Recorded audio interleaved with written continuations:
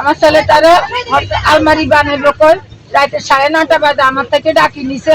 সকাল ভোর 6টা বাজে আমার ছেলেরে আমার সামনে আমার হাতে রক্ত বা বুঝাই দিছে। আমার সাক্ষীরা ভয় ভিত্তিতে সাক্ষী দিতে যাইতে পারে না তাকে জন্য।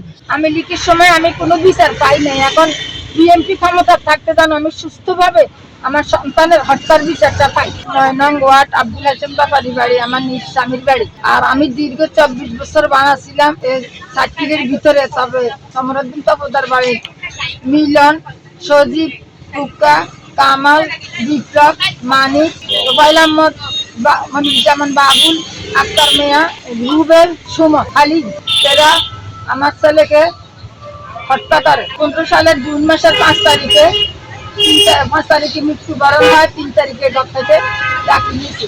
আমি নাইটি বাইরে নিচ্ছি, নাইটি ডক্টর মহাকালী নিচ্ছি, পুঙ্গতে ঢাকা পুঙ্গতে নিচ্ছি। ডক্টর বাড়ি হসপিটালে আমার ছেলে মৃত্যুবরণ করে। আমার 3 মাস তারা আটক করে রাখছে। আমি চাকরি থানাতে মামলা দেওয়ার জন্য বেশি, তারা আমার মামলা লয় নাই। অতি নির্দোষ। আর বাকি আয়ুগরে তারা হাত চিনি চালাইছে। তারা বিশাল লোক, টাকা পয়সা অনেক, কোটি কোটি টাকার মালিক। আমি এসে একজন বিক্রম। আমার ছেলেটারে আলমারি বানাইবো কই রাতে 9:30 বাজে আমার থেকে ডাকি নিছে। সকাল ভোর 6টা বাজে আমার ছেলেরে আমার সামনে আমার হাতে রক্ত বা বুঝাই দিছে। মাত্র 2 দিন ছিল আমার ছেলে বকরবাদী মারা যায়। তারা বনালী থানাতে আমার একটা স্ট্যাম্প দিছে, 3 লক্ষ টাকা দিব। সাক্ষী চলতেছে। এখন যে একটা সাক্ষী দিছে সে সাক্ষীরে 3-4টা মামলা দিয়ে তারা হরানি করছে, জেলের মধ্যে ঢুকেছে। আমি বহুত কষ্টে আমি তার ফ্যামিলি চালাইছি। ওই লোকটারে আমি বাহির করতে আসি। এখন সে সাক্ষী করে ভয় ভিত্তি দেখাইতেছে এই সাক্ষীর মতন হে সাক্ষী করে।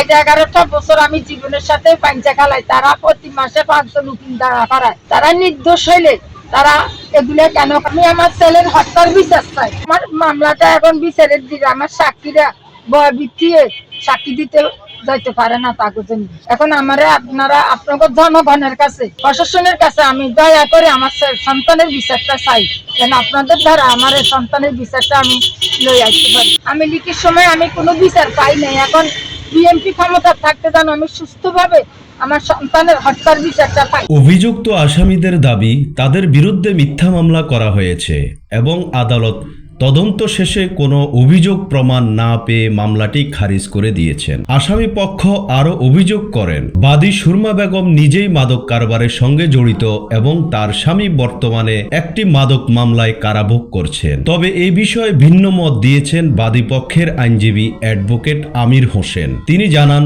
2015 সালে দায়ের করা শরণ হত্যা মামলাটি এখন বিচারাধীন রয়েছে।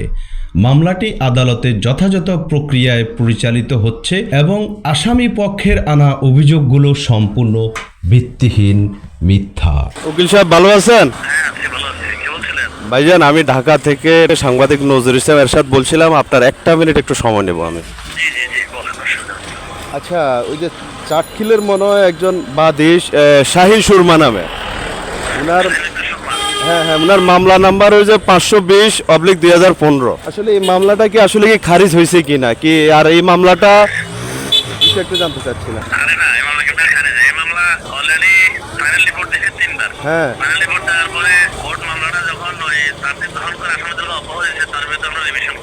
আচ্ছা,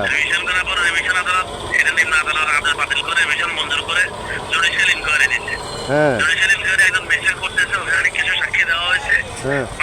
চলমান অবস্থায় পরপর 3 মাসে সাপ পাল্টেছে 3 জন।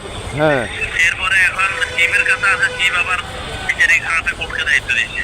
আচ্ছা, ওনার সাথে আমরা কথা বলে আসছে, উনি মাত্র দায়িত্ব নিচ্ছে। ওই সাথে আমি সব কোর্টের কাছে ডেট দেবো। আমরা তদন্তাধীন আছে, অর্থাৎ জুডিশিয়াল ইনকোয়ারি হচ্ছে। আচ্ছা, আচ্ছা, এই মামলাটা তো কি হত্যা মামলা না? হত্যা মামলা 302। মানে ওই যে শাহী সুরমা ছেলেকে যে হত্যা করছিল ও মামলা ওইটাই তো? শরণ হত্যা মামলা 302। আচ্ছা, আচ্ছা, না আসলে ঘটনা হলো কি, আমি বিষয়টা বলি।